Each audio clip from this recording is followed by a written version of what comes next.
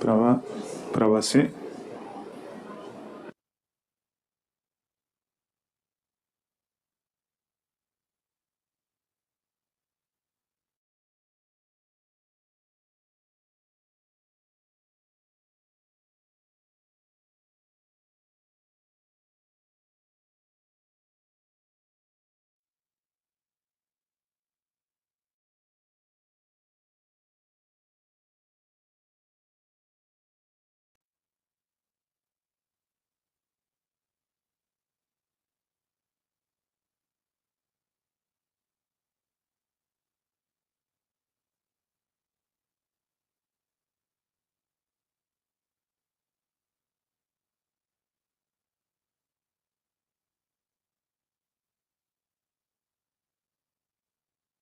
Права аудио се.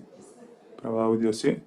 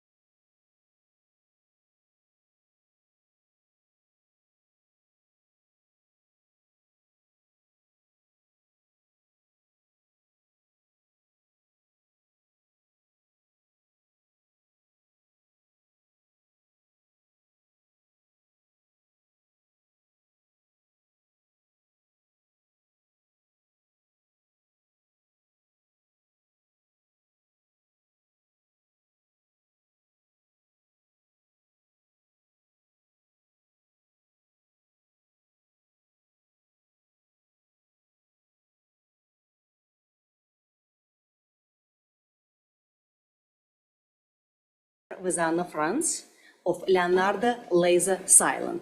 It's my great honor to welcome you to a very special occasion, the 50th edition of CYLAND Laser Talk, presented in conjunction with Art Night in Venice. And also, it is a part of educational program of SciFest 17, marking this 50th edition milestone.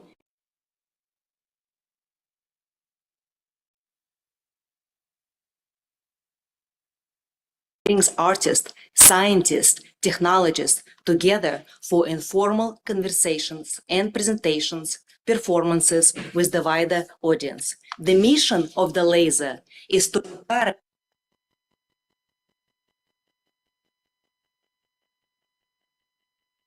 dialogue and a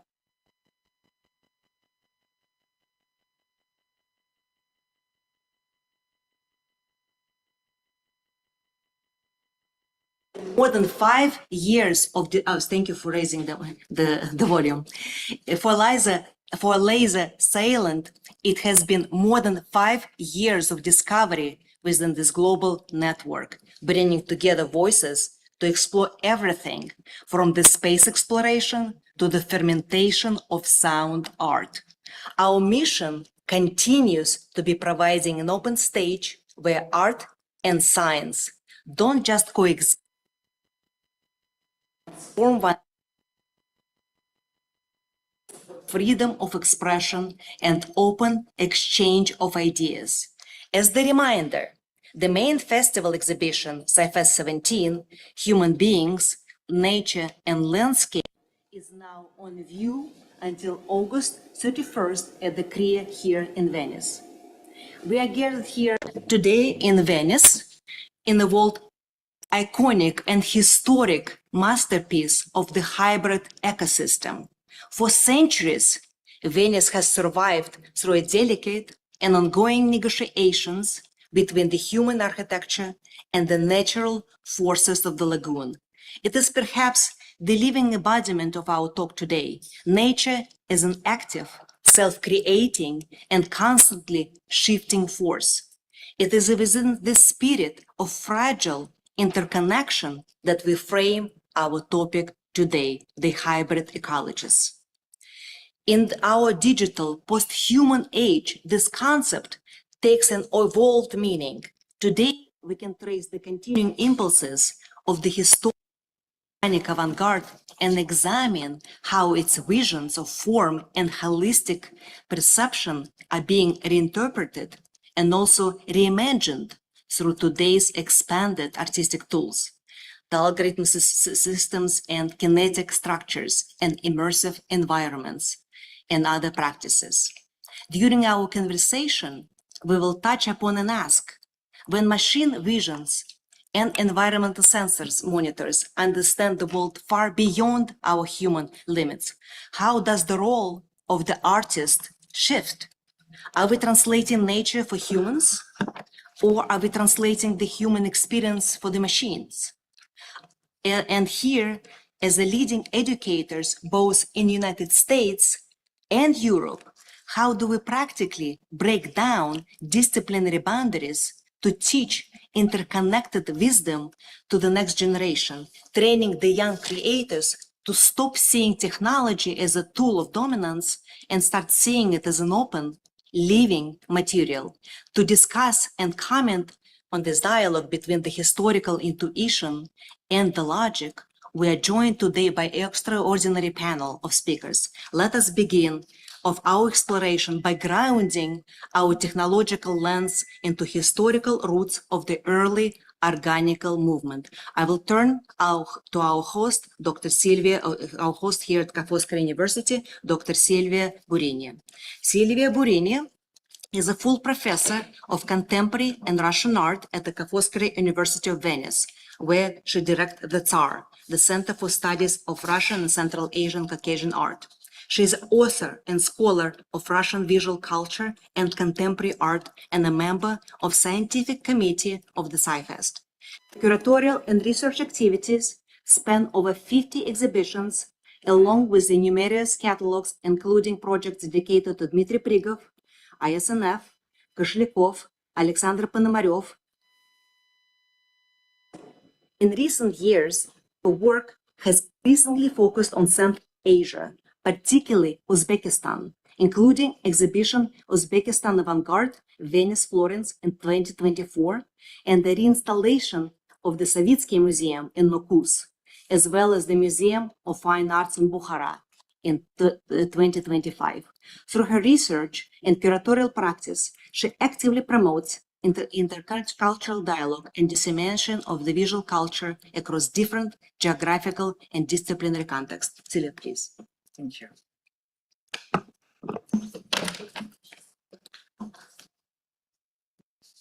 Maria, vado così? Okay. Okay, good morning, everyone, and thanks to Anna Frants, Natalia Kolodzei, and the entire team for this invitation on the occasion of the 50th edition of CYLAND Laser Talk, a remarkable milestone.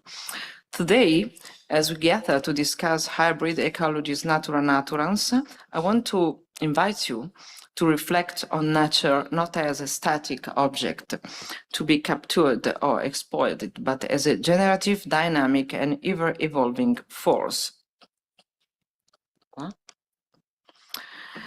While terms like Natura Artificialis have historically tried to define the boundary between human intervention and the environment, the Spinozian concept of Natura Naturans, nature doing what nature does, pushes us further. It asks us to think of art as a system of translation and ecosemiotics, a bridge connecting historical textual models of the past with our digital age and artificial intelligence. Long before the digital age and our current ecological crisis, a group of artists in Russia was already dismantling the wall between the human observer and the natural world. As opening speaker, I want to take you back to 1920s Petrograd, Leningrad, to the roots of this ecological vision within the Russian avant-garde, the extraordinary and often overlooked school of Organica. To understand Organica, we must begin with one of his central figures, Elena Guro, a pivotal yet often unrepresented figure of the Russian Silver Age and the Cubo-Futurist movement, who passed away prematurely in 1913. Gouraud did not simply look at nature, she listened to it with what we might call a semiotic micro-ear. In her poetry and prose, she pioneered a form of eco-textuality. She integrated the sounds of pine needles, the breathing of the earth, and the non-human language of animals into her writing. For Gouraud, nature was not a passive landscape or a resource to be exploited, but a living, communicating subject. She used words as sensory cells to translate the invisible energy of the forest into human consciousness, showing us that nature is fundamentally a system of science. Through practices combining meticulous observation, meditation, and yoga, Gouraud sought a pure mind free from deluding fragments, guided by late 19th century scientific discoveries, such as X-rays. She aimed to decode the laws of geometric growth in natural forms and crystals. While Western futurism and mainstream Russian constructivism celebrated the machine, exemplified by the 1913 opera Victor over the Sun, which proclaimed the destruction of nature in favor of mechanical progress, Gouraud and her circle chose the exact opposite path. To her, the city was a stone pocket that cut humanity off from the sources of organic life. Her influence on Malevich and Hleebnikov was profound and lasting. Gouraud's poetic intuition became a rigorous artistic and scientific philosophy with the Organica school, formerly led by her husband, the musician, painter, and color theorist Mikhail Matyushin. In 1923, Matyushin officially coined the term organic culture, Organica, and headed its dedicated department in the Ginhuk Institute in St. Petersburg, Petrograd, Leningrad. Matyushin theorized that the universe is a structured system governed by biological laws in perpetual motion, where even inorganic matter like stone and crystals possesses its own rhythm and soul. The core mission of the organic school was the synthesis of sciences and arts. Artists were not to look for realistic space in what is plainly visible, but to investigate the microcosm and macrocosm alike. Matyushin developed the concept of Zorved, often translated as see no or see through. This was a method of training artists to use a 60-degree peripheral vision, expanding human perception beyond the narrow focal point of Western perspective. Through concentration exercises, biological laboratory research, and music lessons, what the school called extended viewing, расширенное смотрение.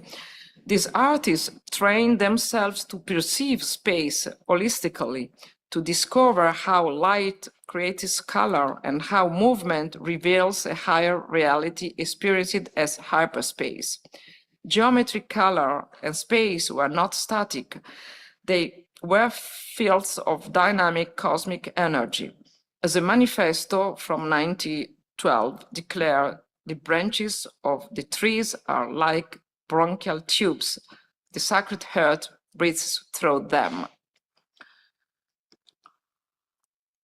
The practical application of this philosophy reached its zenith in the work of the Ender family, particularly Maria and Ksenia Ender. Maria led the laboratory studying peripheral perception of color and form. Ksenia discovered the intermediate binding color capable of linking contrasting tones to achieve chromatic balance. Their work provides an important bridge towards contemporary ecosemiotics. Ecosemiotics studies how living organisms perceive and interact with their environment through science. The Organica School was doing exactly this, mapping the dialogue between the human mind and the biosphere.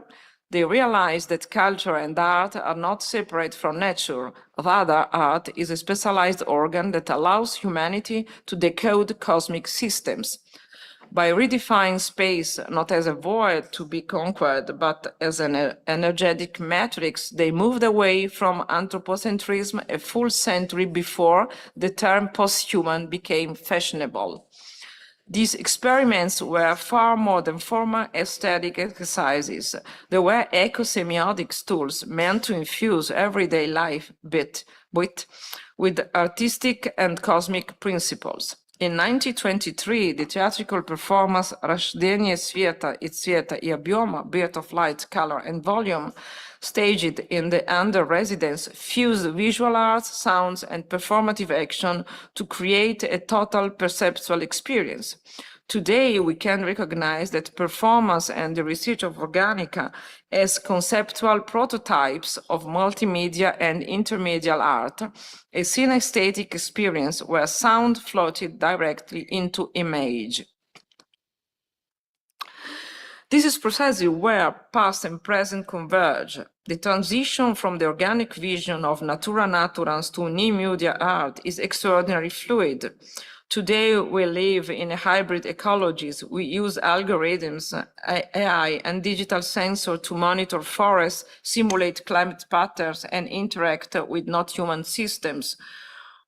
What the avant-garde intuited and theorized through synesthesia, digital technology achieves at a systemic level through data fluidity. Digital software operates by translating every imaginable form of information, sound, image, text, movement, into a single universal language, binary code. This fundamental unity of data mirrors the avant-garde syncretic aspiration to discover a universal law of harmony, uniting all forms of expression. When we look at generative digital art or AI system processing environmental data, we are realizing the dream of Organica. The digital realm is our new Zorved, a technological extension of our senses that allows us to perceive streams of energy, light, and interconnectics being visible to the naked human eye. Festivals such as CYLAND perfectly embody this historical evolution. Interactive installation, virtual reality, and AI-driven art are not isolated media, but dynamic environments built on temporary movement, transformation, and multimodal interactivity. The avant-garde taught us that translating nature requires a synthesis of art, science, and intuition. Digital tools give us new syntax, but the underlying language remains the same.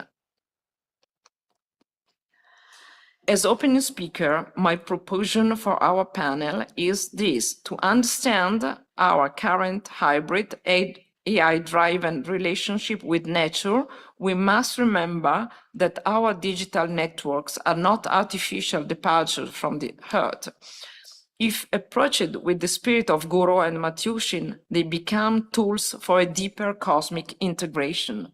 The ultimate goal of yesterday's pioneers and today's digital artists remains the same: to transcend traditional boundaries in order to attain a more holistic, integrated communication of reality. Over a century ago, Barisander declared, "I feel that my main purpose in art is to bring man back to nature." Today, immersed in a hybrid ecologies, the digital environments, and evolving relationship with non-human systems that mandate this never been more urgent. Art's role then and now is to ensure that Natura Naturans, nature creating itself, continues to speak through our technologies, creating a truly ecological future. Contemporary tech-based art is simply rising to the challenge of organic. Thank you. And now I have the floor to our moderator, Natalia Kolodzei.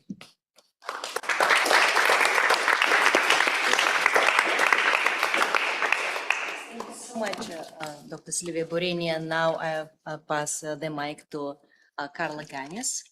Carla Gannis is transmedia artist, educator, industry professor in the integrated design and media program at NYU Tandon School of Engineering.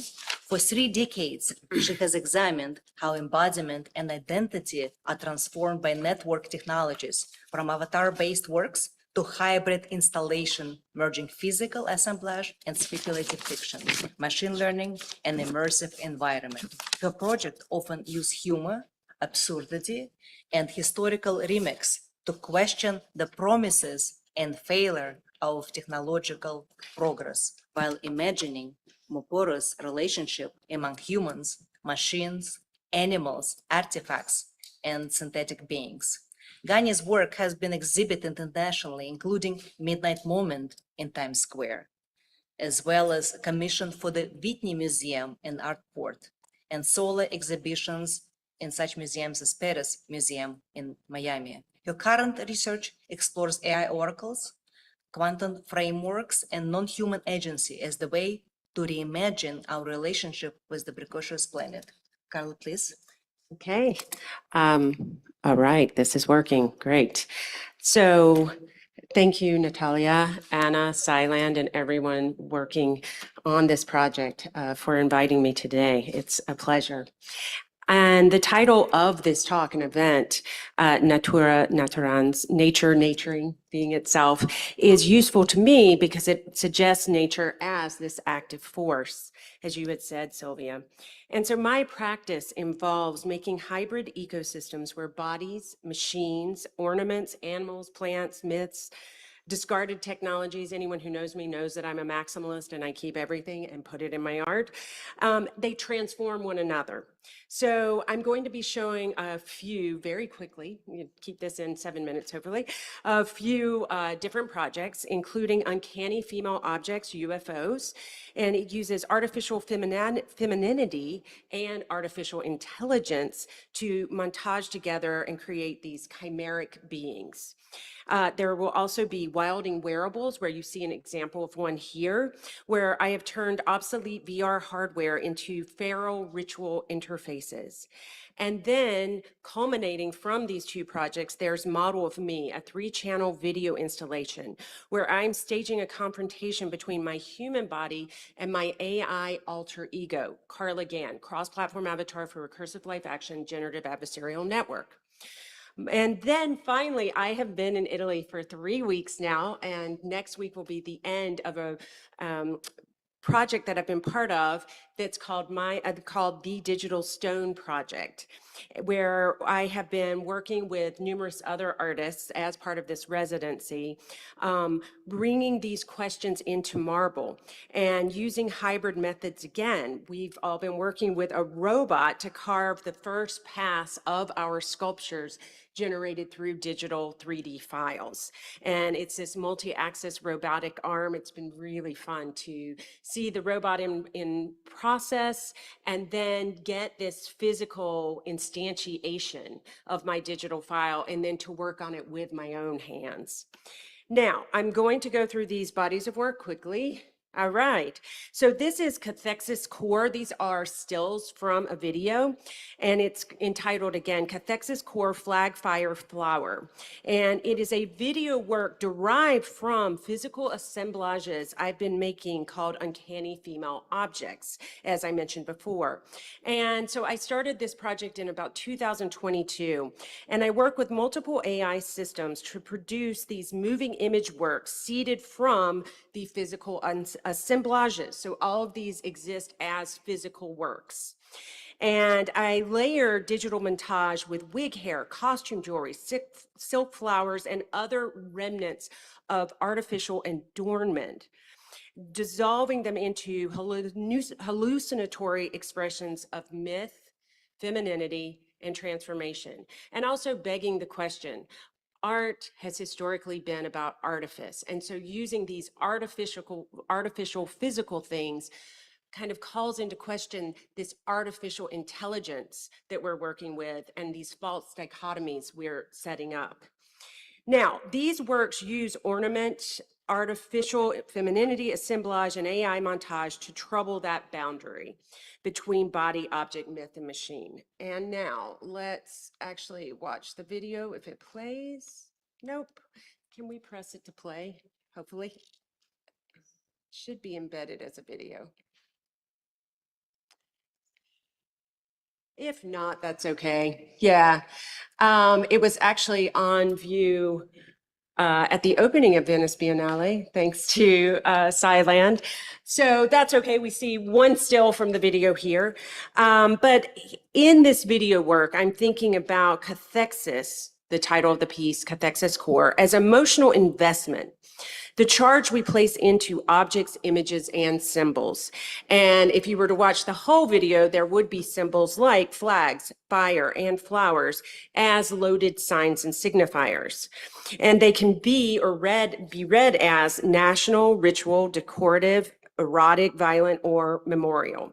I'm interested in how these signs, if you were to see this, which was something that was produced using AI, are filtered through machine vision. So again, the process, I started with hand drawings of different, female embodiments coming just straight out of my mind. So the original brain to hand interface, the thinking hand. I feed them into multiple AI systems. I start to collage the different results digitally. So, there I'm selecting and deciding, and then I print them out and I start to build upon them with artificial items, including, all of these things I've said, signifiers of femininity, but also increasingly with e-waste.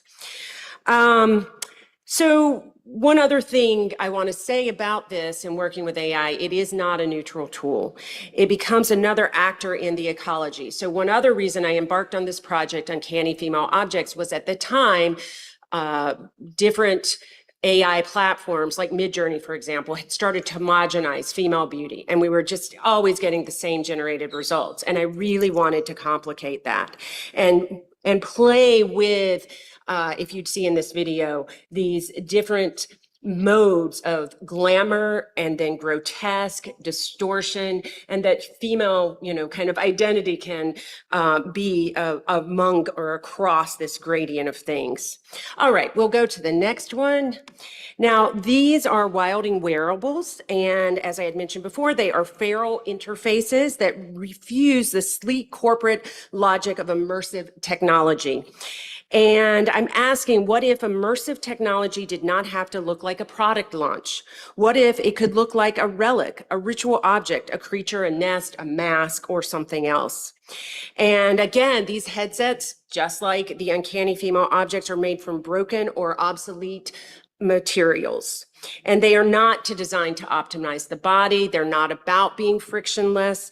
They're not tracking or disciplining. And at this point in the phase of this project, they actually don't even work. And so they're more about viewers conjuring different use cases for technologies, different paths and trajectories forward with the actual hardware, not just our software. And I also think of them as a critique of obsolescence. So much in digital culture is built to become trash almost immediately. And here I'm thinking more about an entropic mindset, the natural sense of entropy of objects and things and humans. All right. And then this is just showing people wearing wilding wearables at a recent installation where I hung them up. I was working with a team of students. I teach at New York University, NYU in New York City. And so I worked with a team of students. I had them build their own wilding wearables too, based on cultural and identity signifiers. And then we hung them with fishing line, and then people stood behind them and we took photos of all of the different participants. So a different kind of interaction here. All right, I'll keep going. Again, I'm not sure if that video is going to play, probably not. All right. This is one thing we can always expect from technology. It will fail, right? And so we pivot. So Model of Me is a 3-channel surreal speculative video. My glasses are fogging up. It's so hot in here. That stages an encounter between my human self and my AI alter ego. As I've mentioned before, I always love to mention her name, Carla Gannis, cross-platform avatar for recursive life action generative adversarial network. So she is a GANS model because I began working with her in 2017. She has her own Instagram, her own different accounts, and we have been collaborating since 2017 and staged 3 different solo shows together. Now, in this 3-channel video, although you can't see it moving, I'll just tell you a little bit about what happens in it. Throughout this piece, Carla Gannis, that is introduced to a series of sensory upgrades. So all of those headsets that I was just sharing with you, the wilding wearables, she wears them in this video. And she is actually played by me. I just painted all of my skin silver. And so it was very important that this entire process started in the physical domain, even in terms of the performance. And then I worked with AI tools to animate and expand it into a video moving image work. But she's introduced to all of these headsets, and they each have a kind of use case again, or again, I'm actually trying to think differently about a use case, but they are introducing her to different human perceptions. But as she's perceiving through these headsets, so she's learning about smell, she's learning about taste, she's learning about sight, she's learning about hearing, she then transforms into a different biological creature other than a human being. So she transforms into a bloodhound or an octopus or into a bird. And so she starts to question why the default model for intelligence is humans and human sensory perception. And then there are different chimeric figures. You see some of them there in addition to the headsets. That's all kind of animated if the video were playing, that are, again, rooted in my physical studio practice. I've been making all of these sculptures over the past few years that all play a role in this rather surreal film or moving image work. And is there one other thing I wanted to talk about this? And then Carla and I interact. So Carla Gannis, the avatar, and I interact. She remains the same. I actually age. So there are quite a few things that I'm kind of talking to in this project. I'm talking about mortality, how digital systems perceive and homogenize human experience, the hubris embedded in privileging our own senses, and then as I age in the video into a very mature and wise woman in my 90s, the quiet liberation of refusing technological immortality. All right, I'm coming to an end here. This is just showing some stills from my current project at the Digital Stone residency, again in Gramolazzo, Italy. And these, again, bring questions into marble, which is a very different kind of technology and a very historic one. Marble definitely makes a person slow down, I must say, having been working in it for the past 3 weeks.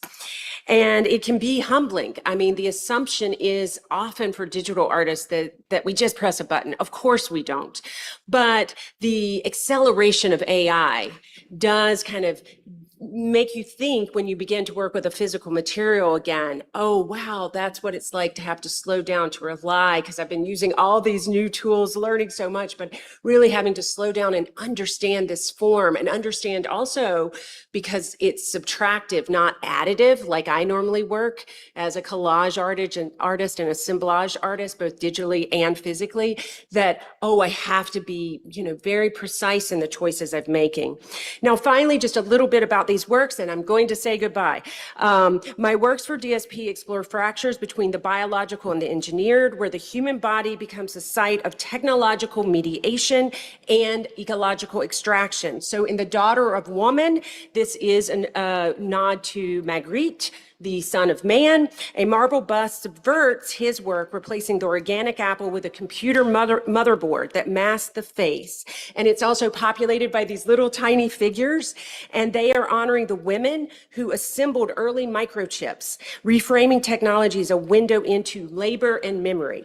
And then in Scrape, the second image, and at the top you see my digital versions, and then you see the actual physical pieces I've made, and I'm hand modeling that pillow, by the way. way. That's something that was not engineered by the robot. And anyway, in Scrape, which is the bottom right image, I follow the human cranium into a vessel of Italian soil. So I've been collecting soil samples from Gromalazzo. And this chimeric robot organism, that's something I made in my studio from different parts. And now I've 3D printed it with a marble type material. And it's all drawing from the myth of Endymion. The robot's gestures hover between extraction and care. Together, the works imagine the body as interface, vessel, ruin, and archive, asking how identity is occluded by digital infrastructure. All right, so thank you all for your time and attention.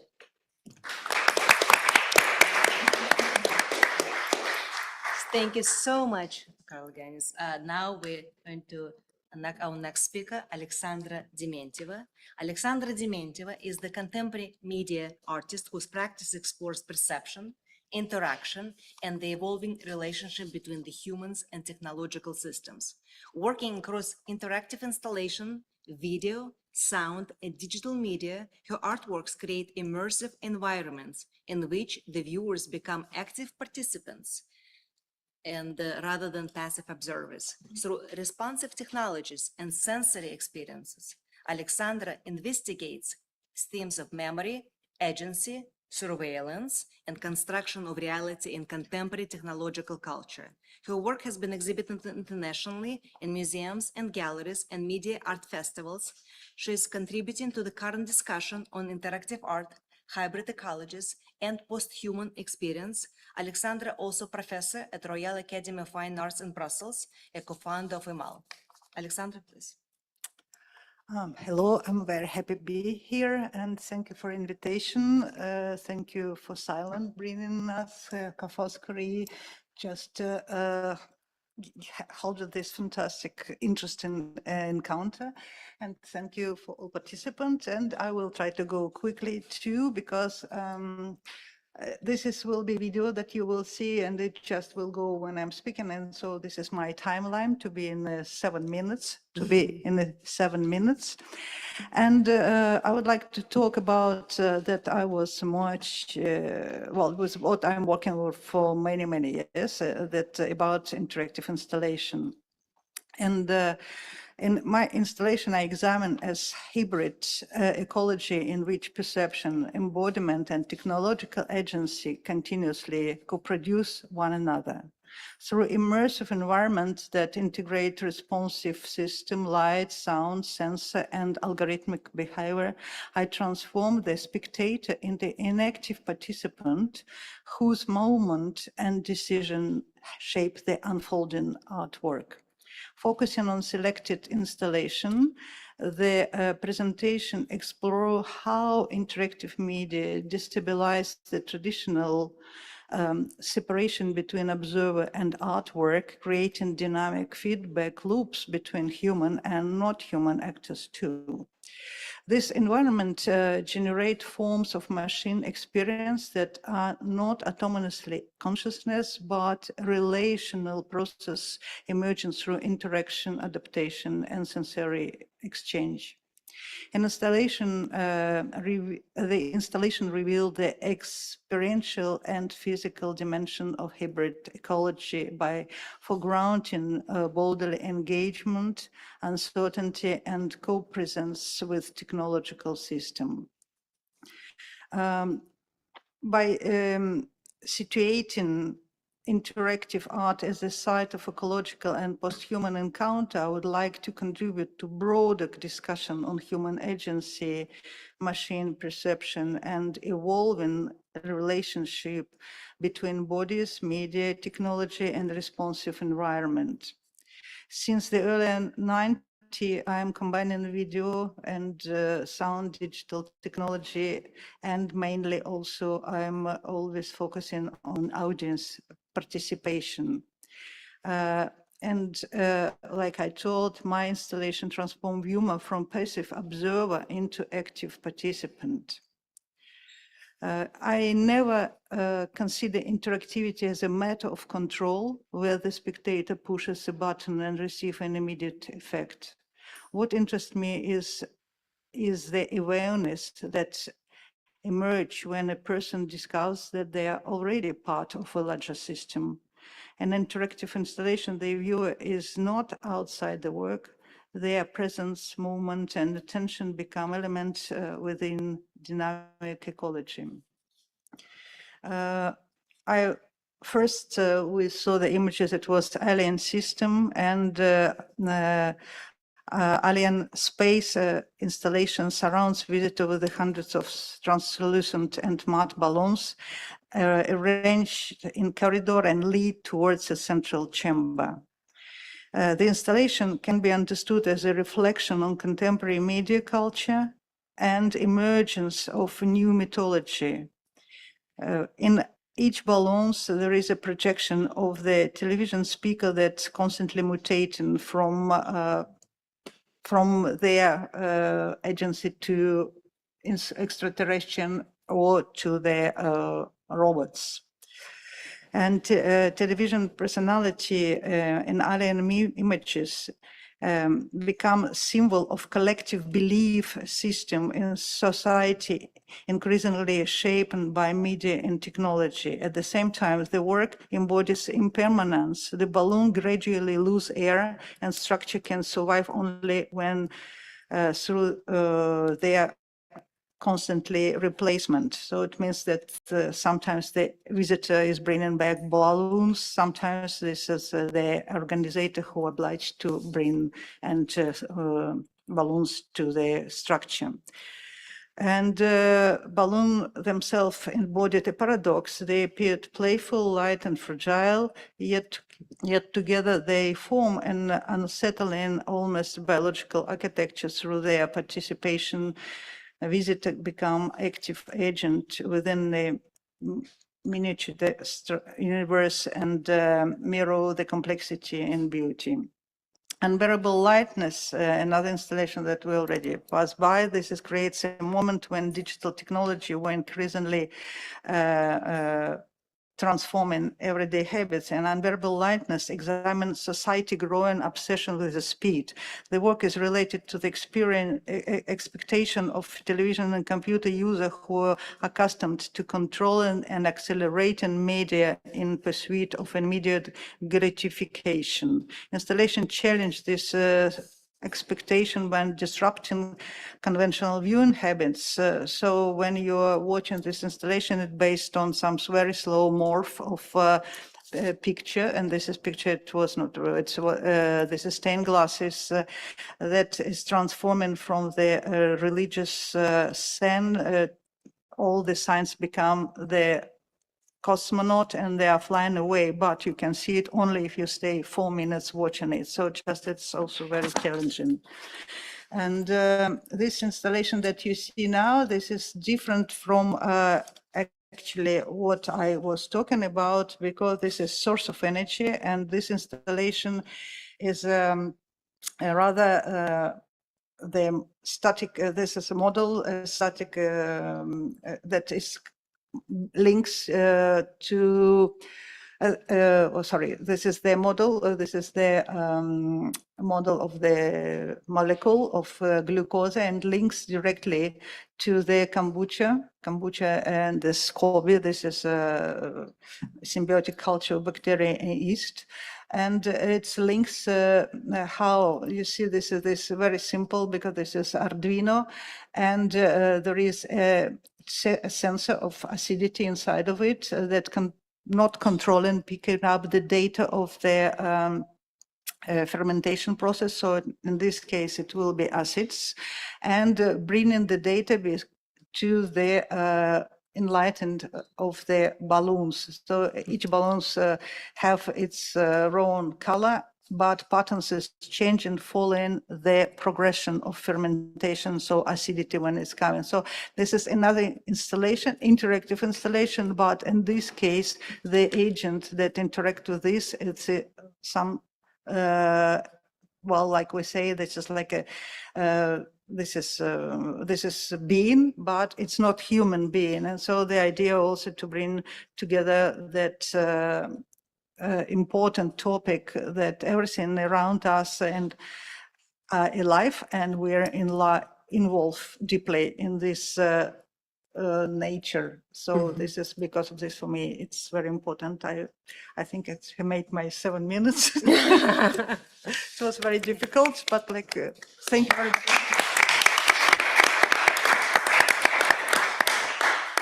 Thank you so much, Alexandra.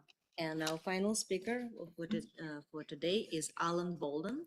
Alan Boldon is an artist, social interpreter, curator, and writer, specializing in initiatives that connect education, culture, sustainability, and different futures. Mr. Boldon is the founder and director of the VIV, an innovative venture which establishes an international network of learning labs designed to explore collaborative pathways towards the nurturing system wisdom. Throughout a distinguished career, bridging art and business and different nonprofits and academia, he has held numerous leadership roles, serving as a global strategic consultant, drawing upon his background and including master's degree in psychology, to advise leaders and management and teams on high performances development and complex problem solving. As the practicing artist, Alan has exhibited his works extensively through Europe and the United States and Southeast Asia. He has been profiled his creative practice on ATNN.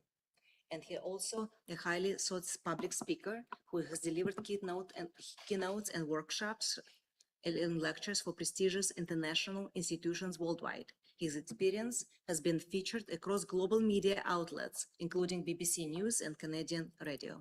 He is author of numerous publications spanning different academic journals, exhibitions, catalog essays, and book chapters. He has frequently contributed to the formulations of sustainable culture policy for towns and cities globally. Alan, please. It's bizarre to hear yourself described, but anyway, yeah, I did some of that stuff. Great, thanks Anna, and thanks Natalia. I am going to say I've had about an hour and a half sleep, so I'm going to read some stuff out, and I'm going to try and keep to time. But yeah, it's might be a bit challenging. Anyway, I just thought it was brilliant to be introduced to Spinoza because I hadn't, looked at his work. Which is a bit shocking because one of the things I did do was I designed, I think, the world first Arts and Ecology Masters back in 2001, and I really should have been looking at Spinoza. But it turned out that many of the people that I've either worked with or known or were influenced by, they were in turn influenced by Spinoza. So I'm going to mention a couple of them. So David F. Peat, who was quite a major quantum theorist, physicist. Brian Goodwin, remarkable biologist who was my PhD supervisor. Fritjof Capra, who I got to know. Roger Molina, who's basically been running Leonardo for, he stepped down a couple of years ago, but he was the executive director and editor. And I'll see you on Sunday. And I've been very much involved with Leonardo. So I was on the board until March. I'd been on the board for 9 years, sort of helping to shape the lasers. Anyway, I'm going to talk about, I'm going to try and talk about language, which is kind of impossible in a way, but also about how we relate to nature. And I'm going to start with a terrible example, but it's an example of the problem and the limitations of language. So there's a picture of a tree, or nature as a noun, as a separate object, as a thing that is separable. And, it's a rather sad photo of a plant that came from my garden, but anyway. But I want to move on to a different kind of vision of nature. So this was from a walk yesterday. I knew that I wanted to go out near where I live to find oak and ash and thorn. So oak trees, ash trees, and hawthorn. And the reason I wanted to look for these in a way was because I knew it would be really easy. I did say to Maria, I may sing. I'll just sing you 2 lines of a song that's based on a poem from 1765. So it goes like this. Oak and ash and thorn, my dear, all on a midsummer's morn, surely we'll sing of no better thing than oak and ash and thorn. So that's from a poem from 1765, but it's actually a couple of thousand years old, from oral tradition, talking about companion species. So this is a contemporary ecological term talking about how different plants establish mutual benefit relationships and reciprocities. So one example, which is all over the place, certainly in England, here it might be, I don't know, pine and acacia and something else. But it's about how plants develop in relationship and create mutually beneficial sort of patterns and flows. So you won't be able to see very clearly here, but there is an oak which has a particular canopy. So it covers the surface in a particular way, but it lets a certain amount of light through. It also, the leaves come quite late in the season. And then you've got ash, which has a very different kind of canopy, lets a different kind of light through. And then right at the bottom, you've got brambles, very prickly, sort of quick growing, sharp thorned, and you've also got hawthorn. So you've got a set of, still talking about separate entities, separate species, and I'm going to try and get beyond that in these few minutes that I have. But basically, even if we're looking at these different entities, they can't really exist separate from each other, or not well. We try and encourage them to live separately when we plant trees in cities. But actually what really works is to establish these mutual benefits, these reciprocities. If we also were to zoom back in time, just to the point where there were just the brambles, the thorn and the hawthorn, what you'd have is protective cover that stopped the deer coming and eating the saplings. So as the oak and the ash are trying to rise up, they would be eaten by the deer. But with the thorn protecting that space, they can come up and get to the height where they're already beyond the reach of the deer. So there's a process of exchange and a sort of dynamic system. And this is, basically some of the, I'm sure most of you know all of this anyway. It's some of the basic principles of ecology and how ecosystems work. But it's still talking about separate entities. So I do want to move, if I can, beyond that.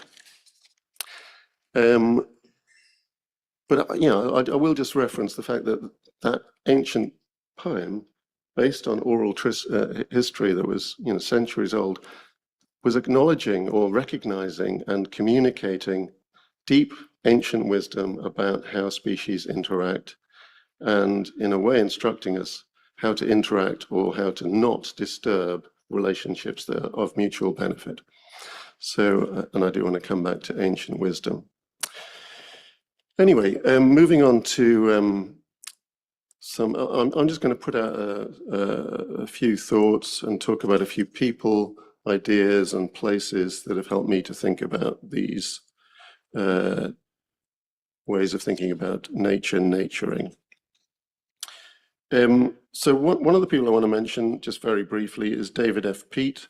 If you've never come across David, he was quite an influential quantum theorist. He worked very closely with David Bohm, really establishing some of the foundations of quantum physics.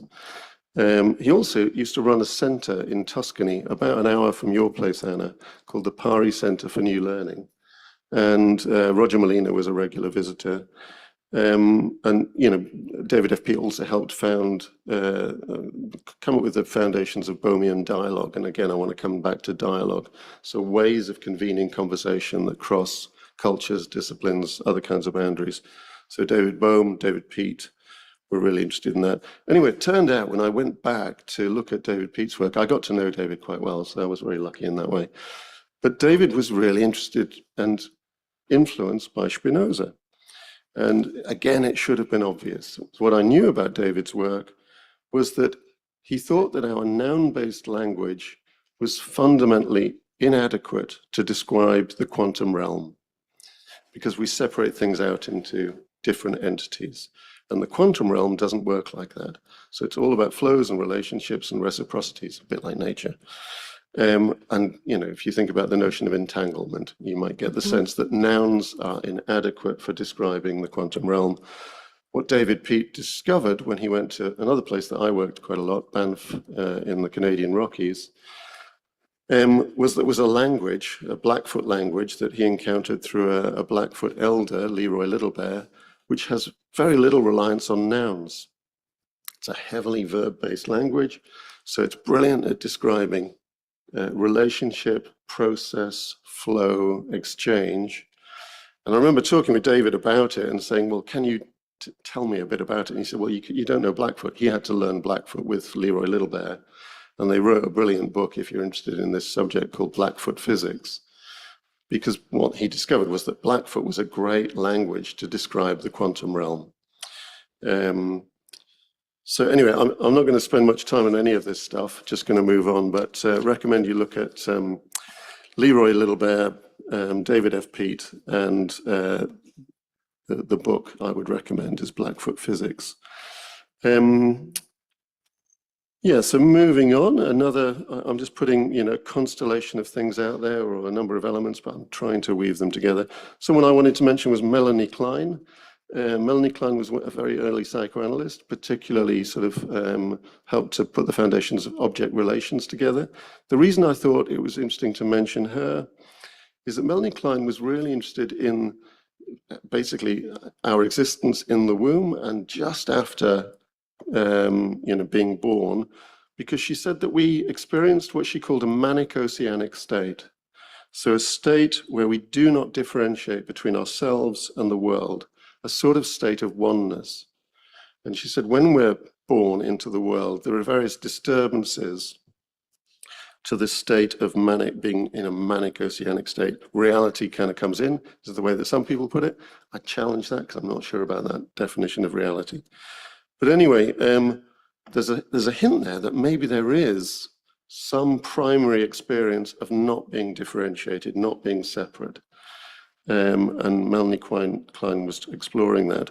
Another person, quite an obscure writer actually, Anton Ehrenzweig. I'm really surprised if anybody knows Anton Ehrenzweig in the room. Anyway, he wrote a brilliant book called The Hidden Order of Art. And he really took on board Melanie Klein's thinking about object relations. And he particularly talked about how artists and musicians somehow connect with or allow nature to flow through them. He particularly talked about Jackson Pollock, talked about how Jackson Pollock seemed to enter this manic oceanic state. And people have measured, if you know Jackson Pollock in his abstract expressionist paintings, people have studied the dynamic relations between and even the mathematical proportions exhibited in the work. And he seems to in some way have represented some of the flow and the dynamic relations in the quantum realm, which is pretty remarkable.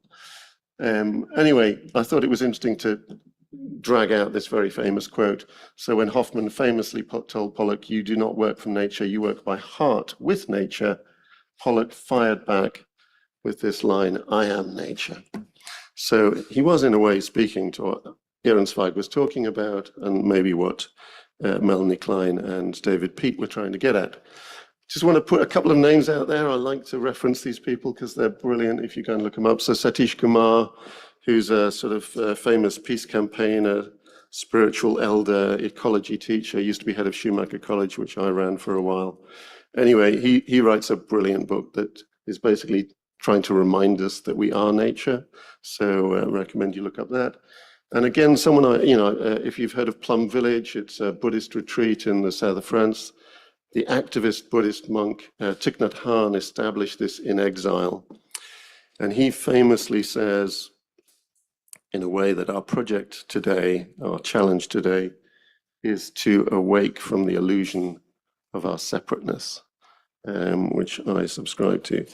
Anyway, so I'm going to move on to Hildegard von Bingen, partly because I just like to quote obscure people. So Hildegard von Bingen was a nun and then later abbess.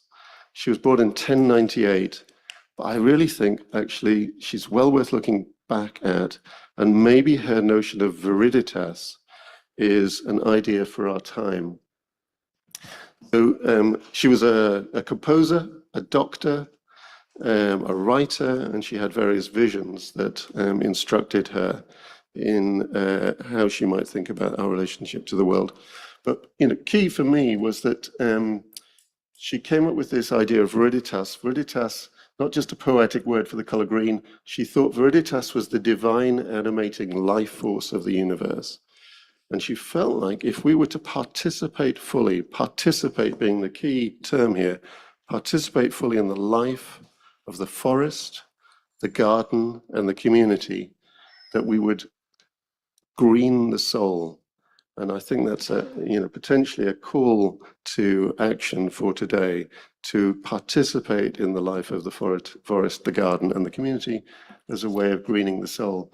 She did say, I think 7 centuries is wrong, it's probably 8 before modern ecology came into existence, but she said, if we surrender to the drought of our indolence, the power of our very soul will begin to fade and dry up.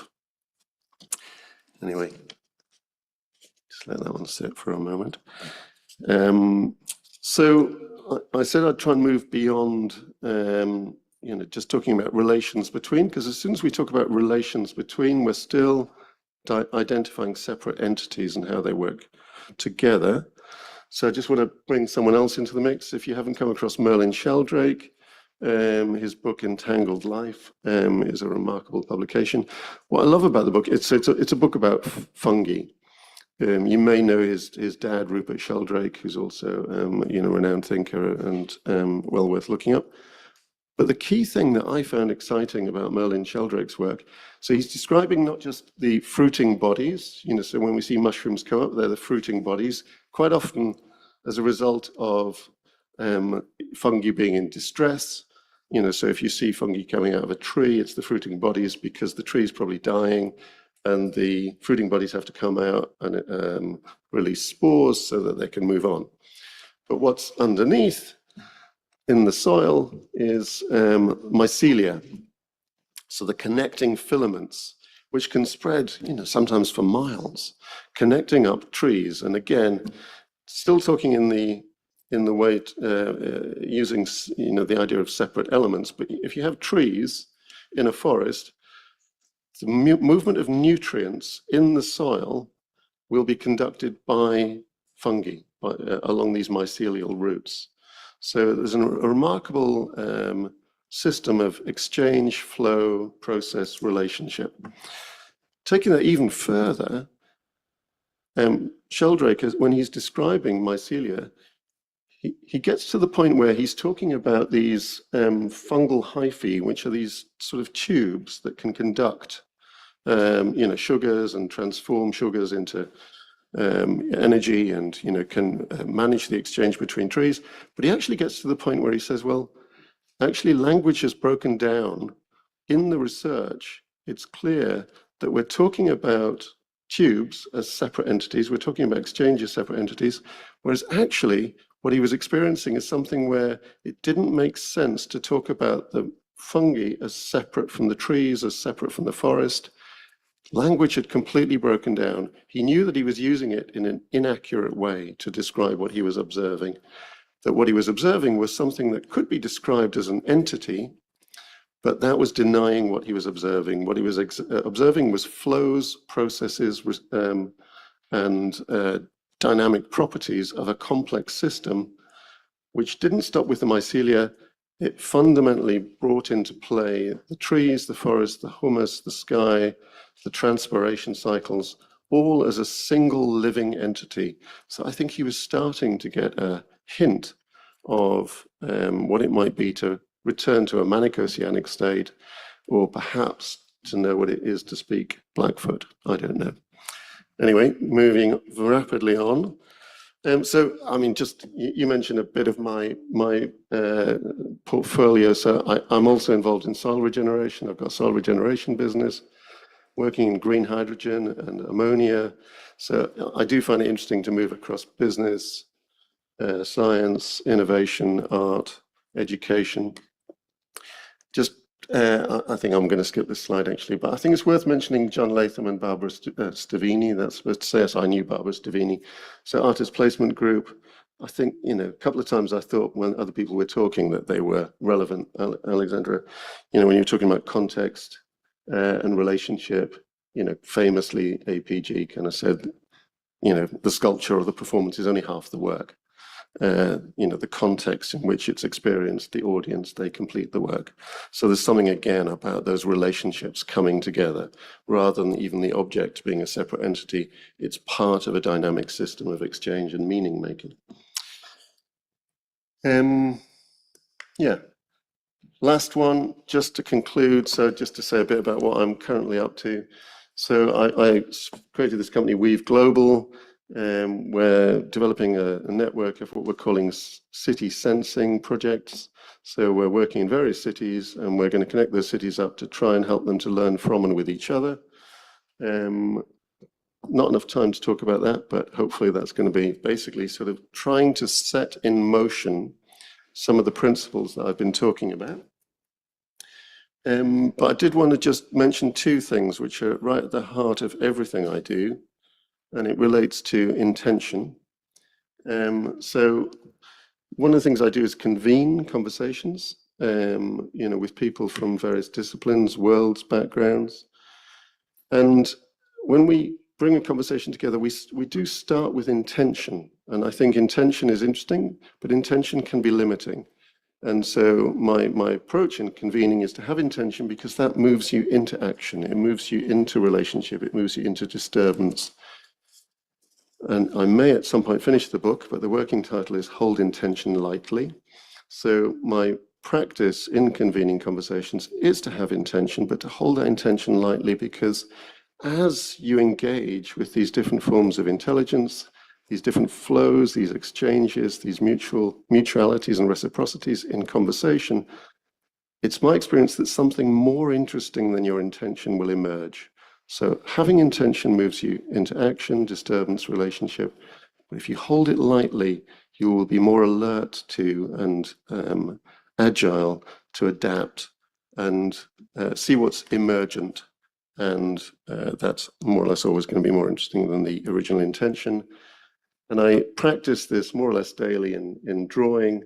So I begin a drawing with intention, which means that I've decided to draw something. I could try and draw someone in the room here. But as the ecology of marks starts to appear on the surface, if I'm alert to what's emerging, it's probably more interesting than my original drawing intention. So it's a kind of meditative practice that helps me to hold intention lightly. And I try and take that into my work with cities, businesses, etc. So just final sentence, I was trying to talk about how we see a tree and get beyond that kind of noun-based separation. So I did just want to finish with, I think I was 12, I was on my bike. I was biking down a country lane and I saw this tree. And then suddenly it was so clear that the tree was me and I was the tree. And then in another moment, time made no sense. So suddenly that whole thing dissolved. And in a way, my whole working life and all of these theories that I've just referenced and these various practices are kind of going back to moments like that. And it might be a little inkling or a little moment of a return to a Manic-Oceanic or a sense of what entanglement really is or how we are fundamentally nature. And sometimes I think we use theory to go back to experience and to, as James Hillman, famous psychologist, said, to try and turn events into experience, to take them back into the body, to slow them down, and to revisit that sense of the Manic-Oceanic. There we go.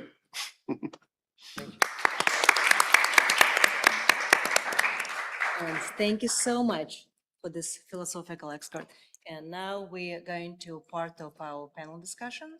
And I guess nature represents nature is an active self-creating force, as we discussed today. And today, data, code, and networks operate as open, self-organizing system. So my question to the whole panel is like, who or what is nurturing today, and how is technology shifted nature from something human just observe to something humans and machines can actively co-produce or collaborate? Carla and Alexandra, when you're working in these responsive and AI systems, Do you perceive them as new kind of synthetic nature with their own agency? Or maybe they're echoing the human design? And we can start with Carla. All right.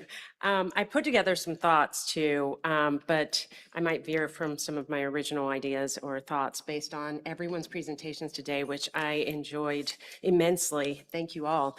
So I don't think AI systems are nature in this romantic, Byronic sense, and I'm wary of giving them too much mystical agency. Right now, we see a lot of tech oligarchs who are, kind of thinking of all of us as NPCs, and the AI is the new godhead, right? And that's a little alarming. But they are built from human systems, so they are seeded with a nature. And so labor, data, extraction, cultural bias, all these different infrastructures are, being fed into them. And so there is the nature of humanity there. But what is interesting is they are no longer passive tools. And I mean, I've been thinking about computing for a long time as an ultimate postmodern tool, in that it was always shape-shifting. But now, as an educator for over 20 years, also it's this new dynamic experience with these AI systems, because they are learning from me. And then, of course, sometimes excelling and overseeding anything that I would be able to do. And so, let's see. The last thing, maybe I'll just ad-lib here for a little bit, is the last thing I want to say on this is that increasingly people are also talking, particularly computer scientists, Jeffrey Hinton, for example, and there are a lot of people ringing the alarm bells about this, but that there is a new nature that is potentially evolving. And I want to be open to that. And I also don't want to just take a defensive position in that. The hubris of humanity, starting with kind of the dawning of humanism, is that we're always at the center. We even thought we were the center of the universe, in terms of the stars and the sun. And so to think about that there could be space, just like we could make more space for, the other animals and plants and, natural environment on this world, that there are, other potential species with AI. And instead of it all being kind of adversarial, thinking about what those potentialities may be. But being very careful about what we're seeding in terms of the venal aspects of humanity. All right, I'm done. Alexandra, would you like to elaborate on this? Well, more or less, I'm going in the same direction like Carla, because already in my installation, I'm interested precisely in the feedbacks, the loop between human and system itself. But also, in the same time, I do not see AI and responsive system as possessing an independent agency comparable to living beings. So their capacity emerge from the human design, culture, what already was said, and material infrastructure that sustain them.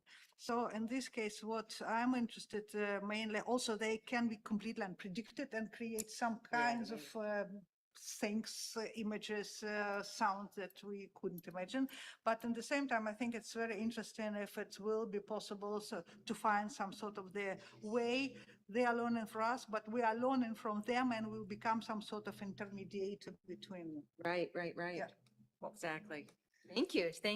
So now we come to this part of the panel. So today we're sitting here in Venice, in this iconic hybrid ecosystems, which is born from centuries of coexistence between the architectural creativity and the natural lagoon dynamics.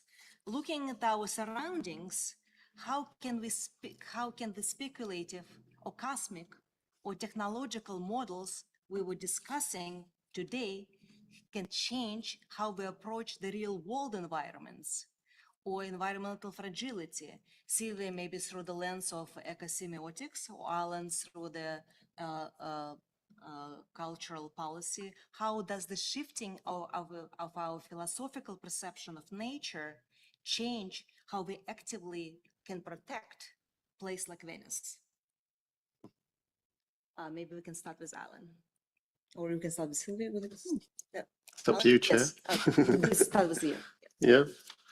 Well, I mean, I think it's about 2 years ago when we had an event here, and actually, it was quite striking that there was a huge storm, and I remember we had Swamp School here from MIT, and they almost didn't make it. There was such a dramatic flood immediately, and they were sort of walking through the, sort of flooded streets up to their knees in water. And I'd done a little bit of research, as had they, about the big system that's been installed outside Venice to manage floods. I can't remember, I think it was 20 billion. It was a huge cost. And it was really striking to me to do a little bit of research into the technology that is trying to sort of preserve this city. Because I don't think it's been a coexistence. I do think that Venice is an example of, what you might call dominion over nature, control nature. So I think there were natural flows in the lagoon, which would have adjusted and adapted. But what happened was that humans started to fix them by driving the trees in and deciding, okay, this is now the Grand Canal, and we're going to build buildings on this. So it's been an attempt to fix rather than work with and adapt to and flex with. And I was amazed then to find, well, the decision about the barrage was that the barrage had to go underwater. And the reason it had to go underwater was, if it was a big structure, which would have been much easier and much cheaper to build, it would have compromised the aesthetic of the city, because it would have looked so dramatic, this big bit of engineering on the horizon. Looking from St. Mark's, you would have seen this big bit of engineering, modern engineering, that fundamentally challenges the nature of the aesthetics. But it also says Venice is an attempt to sort of fix something, hold it in time. And I think that runs counter to so much of, I think, what we've just heard about working with. So, I think it's, Venice, for me in that way, is an incredibly interesting city, because I think it's right at the edge. Its shelf life is probably not that long. London's going to be underwater, in the next 20 years. So I think Venice is gone, even with a barrage. So, I think some of those things we can pretend that they're not happening, but they are. Just on AI, it's a surprising source, but, I'm working with the Vatican. We're hoping to train 100,000 people in climate justice in the next 5 years. And actually, the vision of AI that Pope Leo came out with, I think is well worth a look. But he really it's a version of saying we really need to return to our humanity before we really engage with what AI can be, could be. But also there's a vision of humanity there, which I think is deeply connected with the natural world. Silvia, would like to elaborate through the lens of ecosemiotics? Yes, okay. About on Venice and environmental fragility, shifting our philosophical perception changes protection from preservation, like keeping things static, to co-evolution, managing dynamic relationships. And Venice proves that human culture and natural ecosystems are already inseparable hybrid. So shifting perception helps us to read the signs of the lagoon, not as resources to exploit, but as a dialogue to respect, I think. Thank you. And beyond all your individual practices, like you all serve as the leading educators across major institutions in the United States and in Europe, including NYU Tandon, Foscari, Royal Academy in Brussels and MI, to the learning labs of VIV. You're on the front lines of training the next generation. And CFS 17 reminds us that Matushin and his organic school taught us, the artists, to rethink the fragmented worldview, encouraging a more interconnected whole, where color, sound, and movement, they all interact. So modern academia is still largely built on more like isolated departments. So how do we practically break down these institutional walls to teach systemic wisdom to the next generation? How can we train the young creators to stop seeing technology as a tool of dominance or control, and maybe start seeing it as an open, living material? And what are potential ways of collaboration among transnational institutions to make this happen? Carla, maybe I'll start with you. Okay, I had some things prepared, but one thing that Alan was talking about in how language is broken down when we're trying to make all of these kind of describe things in ecosystems and put them in buckets. That's kind of what we do in academia with silos. And so the buckets, I calling them buckets, but you were talking about these descriptions, these nouns. Well, in academia, we have these silos. We have these nouns again, instead of enough active verbs, enough, there's a lot of talk about interdisciplinarity, but then there's budgets. There are all of these different constraints within these departments or even egos or, just the way things have always been. Why do we want to, change or disrupt those things? And I think that disruption is really important. And that maybe we are thinking more about active verbs. We're thinking more about when a student, I think in terms of the conversation about AI, for example, we need all the people at the table. I teach in an engineering school, for example, but in an art and design program within that, under that umbrella. But we have poets, we have people from the humanities, we have, the artists who have a different kind of intentionality or are not thinking about this just as something functional, but what is the philosophy of it? I think all of those people need to be involved. Alexandra, would you like to elaborate a little bit? Well, very difficult to add something because it's true. First of all, this is a cut-off budget and discontinue because what we have and we experienced this year, it's actually awful because it's a lot of, we have a lot of manifestation in Brussels and everywhere in Europe because unfortunately education is the first things that all budget and all investment cut. And it means that I'm teaching in art school with really traditional department where there is sculpture, paint, and this is, so they don't have really even any access except a little bit philosophy and history of art to more or less in some kind of combined vision of the nature, and also people living, most of them in the town. Town is something that makes us completely out of context. That is what's happening with the earth, with the forest, because it's some kinds of the alienation created, and all technical tools become some sort of our nature environment, and nature is disappearing somewhere. And the idea is definitely somehow to bring, I think sometimes even biologists to talk just in front of the people who are learning art and just to find this some sort of the bridge between nature that became totally like a picture that we observe them, but like some sort of the static things that does not really react and interact with us except when we have storms or something. But otherwise, the idea is, if it will be possible, to bring different discipline and biologists, physicists together. And because of this also we have a laser talk, actually, just trying to attract people and to talk about common subject that we can see from the different points of view. And this is very important. Yeah, we have different universities represented here today. Silvia, here at Foscari. Well, I think that to teach like systemic wisdom, we must replace a rigid department with problem-based or ecosystemic learning, where artists, coders, and scientists share the same studio. So we teach technology as a, as a topic, but we have to think about material by focusing on emergence rather than control, showing students that code can adapt, decay, and respond just like biological matter.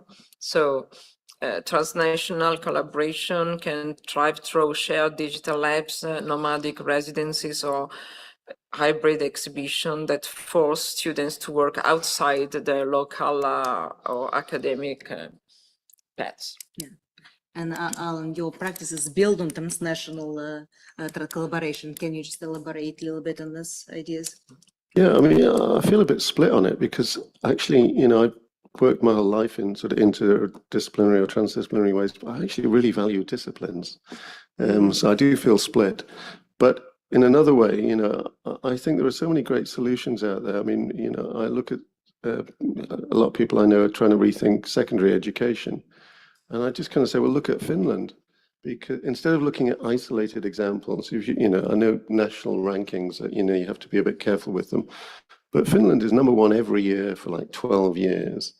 And they have problem-based and place-based education in secondary education. So they don't have disciplines.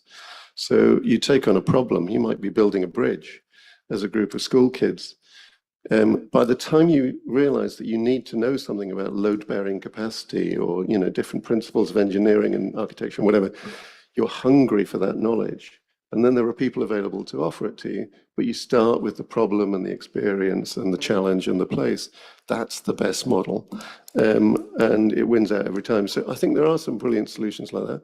I mean, so one of the things I'm working on, you know, so we're looking at how we can connect up a number of cities. We've been not talking about what we're going to teach people, but how to facilitate a learning process. So we are basically sort of putting a learning platform together. We're going to be making it available to schools, colleges, universities, businesses, civic bodies, faith groups, community groups, sample organizations in cities around the world. We're calling it a city sensing project. But what the people will be asked to do is initiate kind of problem-based learning. They'll be pointed to some brilliant examples, you know, like, I mean, on a day like today, you know, it's particularly appropriate. We know how to plant companion species in cities that can take within a single season and dramatically, you can reduce surface temperature by 20 degrees. Now you need to adapt that solution to different contexts, but we have great solutions. So people are going to be putting those stories, strategies, solutions into practice in various cities. They're going to be sharing that experience and the outcomes on the learning platform. That becomes then the material for others to build on.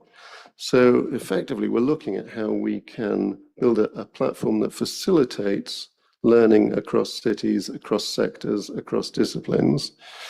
And we want to really ask the question, how do places learn from and with each other? So, and there are great models, and, you know, we will extract out of this formal learning programs. So we are going to be designing a community organizer program. That's the one we'll deliver to the Vatican. We're working with B Corp and B Corp Europe, and basically, you know, we'll be offering an executive education program as the next step for B Corp Europe. This is what you need to do, and because of our partners, we can offer it all as a UN certified program. So it's an experiment, but it's kind of in this spirit. And by the way, systemic wisdom, is that from my website? Yes. I thought so.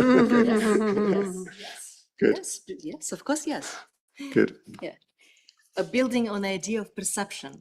Today, the machine and the vision and the AI algorithm and the environmental sensors register the world in the ways that human body perhaps physically cannot. We're moving far beyond what is our biology can sense. What our environments are increasingly monitored, predicted, and understood by non-human eyes. How does the role of the artist shift? And are we translating nature for human consumption? Or are we now translating the human experiences for the machines? I think we can start with Carla. We're going to start with me. No, because so what's the new role of the artist? How the role of the artist shifts nowadays? Okay, I'm going to wing it again because I have notes, but you know, we're so deep into this at this point. I just want to speak extemporaneously. So, you know, in terms of translating systems, if we think about technologies, because, you know, AI is not the first technology, digital is not the first technology, like tube paints revolutionized painting in the 19th century, because then artists could be free to paint plein air. So, you know, artists and the role of the artist and the intentionality, we were talking about intention, is changing with the technologies that we produce, with the things that we use to augment. And now I think there is an act of translation, just like there's an act of editing, like with earlier tools, photography, these kind of things, but also translating those systems, yes, to other humans, because one of the things that's become really important, I think, is to make artists, whether it is kind of foregrounded or not, to make these systems more transparent. We talk about the black box often, and there's this sense that, you know, again, it's something mystical. And so to kind of deconstruct that, I think is really important. There's several artists for Clement Bala for years. It's been making art for machines. And there is a kind of, I don't know if that's pessimistic or just realistic, but, you know, again, recognizing that how the world is changing. For years, I did this project called non-facial recognition. This was in the early days of facial recognition algorithms, or the early, 2000s. And I would, by hand, change something about the photo so that it could not be detected. And the thing that was really important to me with that project is when I would post them, that every human could still recognize who they were. Right? And so to really kind of parse this difference between machine vision and how it interprets reality and how we do as human beings. And I think there can be, and ultimately there will be, co-evolution. I would love to see more co-evolution with the natural environment, but I think there will be co-evolution with machines. And so I can't readily predict exactly what that means for the artist, but I know there will be more transformations in artistic practices. Yeah. And Alexandra, in your point of view, like how's the... Well, just like some, as I'm practicing, I'm always in sense of trying to find interactivity in my installation. So I do believe that ecological thinking, actually, this is begins that we stop imagining ourselves just being separate, observe and recognize ourselves like just participant. And for me, it's interesting in this case to apply the same to the technology, because we are not an external user manipulating into tools, but a component within the interactive process. And so in this sense, I think the psychological value of interactive art can bring some small, at least some small solutions, but in the same time, if we wave our hands, it doesn't mean that it will change the world, but in the same time, we can feel ourselves somewhere being in a system. And the idea is really just working with the new technology to see and understand how, when I'm waving to the new technology, how it responds to me and what we can do with this. Yeah. And if we shift from the perceived reality to the how we distribute it, so what are your thoughts on social media projects? How does the social media itself transform the function of art and shape the contemporary culture? When the algorithm, for example, dictate the visibility and aesthetics and the connection, does the social media itself is autonomous? Is it self-organizing? Is it cultural ecosystem? Or does it ultimately just reduce the art object to mere media for the machine consumption? So if one of you can... Do we want to? Yes. Okay. Yes. Does anybody else want to talk about social media down there, though? I'm happy to jump on this one. We'll start with Okay, we'll media, start. then- Okay. Yes. I just don't want to co-opt this conversation, but social media, I think, all of these questions, I have problems thinking along, binaries. And so there's always this gradient in which I approach any of these questions, and thinking about, yes, there have been significant harms of social media to young people, to all of us, FOMO, et cetera, the fear of missing out, all of the different, aspects, emotional aspects that it can kind of elicit from us. However, one thing that has been even more alarming to me is, walled gardens of the internet. We hear that reference often, right? And that's what's happened with these social media platforms. So, the earlier, I'm making these feral headsets, right? The early days of the web were kind of feral. We didn't have, these gardens like you see at Versailles or the Hamptons, right? And that's what social media has become. It has these like hedges, and even in terms of the arts and the stipulations, I mean, I've worked with my body for several decades. There's work I cannot post on social media platforms from, my early body of work, because I would then get my account restricted. And those kind of restrictions, and then wanting, it becomes the kind of like economy, which we've been hearing about for 15 years now. And you want to, once you build a base of people, you want to be supported by that, but then you're making kind of aesthetic or philosophical or conceptual choices about what work you're going to share. And I find that problematic. Otherwise, communities, the way that we're able to share what we're doing, that's a positive. I'll Alexandra, finish there. Well, because I think that this question, actually, it's a lot of people ask themselves. So it means that between my students, it was very interesting to see that they try to make a work for the diploma, and one of them is make very nice small tools that more or less fall in your question. It creates the algorithm, but algorithm also like some sort of the visual that you will see how different your like more or less influence and where it come and you bring you to or some kinds of the after the suite that we received. So just I think it's also very interesting in media to show how it's functioning. So just to make it some sort of, not some kind of black box, but it reveal to everybody. Right, right. I agree. Silvia, like on the social media and how. Well, social media operates as a double-edged sword. It is an autonomous, self-organizing cultural ecosystem in terms of speed and global connection, but its underlying infrastructure strictly reduced to data for machine consumption, and it transforms the function of art from deep contemplation to rapid currency. So, in a way, it democratizes visibility, but simultaneously flattens aesthetics into whatever the algorithm rewards for engagement. And Alan, for you, what's the social media and what does it mean for you in terms of like ecology and hybrid ecology? Well, I don't know, a couple of things. I suppose, the Industrial Revolution dislocated people. It moved people from their communities, the places they lived, into cities. They became part of this big industrial machine. I think something similar is happening now. What happened concurrently at that time was a sort of rise of spiritualism. People were searching for meaning and they went to spiritualism. It happened across Europe. It was really fascinating. And I think some of the ways that people are being manipulated right now is because there is a yearning for something greater, to be part of something greater. And unfortunately, that's quite easy to manipulate. And I think we are seeing, the rise of fascism and, the abuse of power being facilitated by big tech.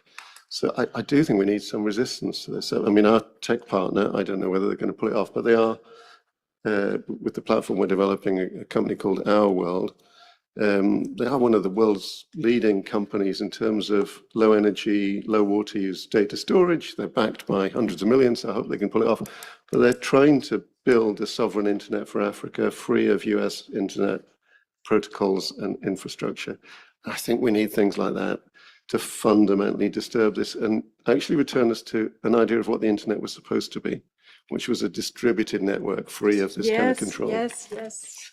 Yes, thank you so much. Now we are running a little bit out of time in today's world. So we came to full circle, tracing a line from Organica school search for expanded perception in the 1920s to contemporary digital environments where code behaves as an open system, and finally to the systematic education frameworks which are required to sustain our collective future.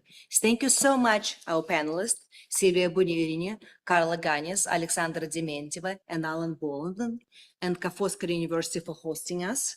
Thank you, Anna Frants, Frants Family Foundation, CYLAND team, Kolodzei Art Foundation, and Leonardo, as we celebrate this milestone, the 50th edition of the Laser Talks. Please do follow us on social media, and as the art night in Venice unfolds tomorrow, let us remember the lessons we learned today. We're not separate from our environment, but active, collaborative participants in a deeply interconnected hybrid ecology. Thank you.